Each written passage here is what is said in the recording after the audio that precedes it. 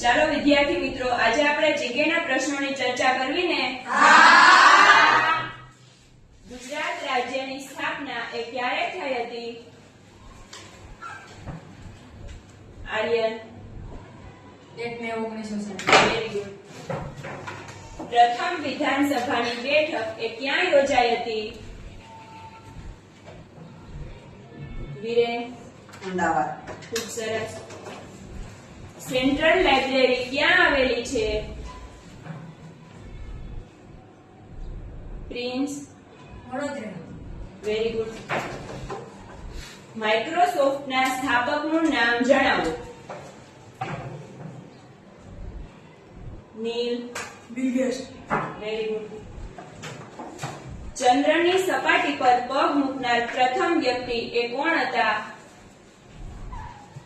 નવયુ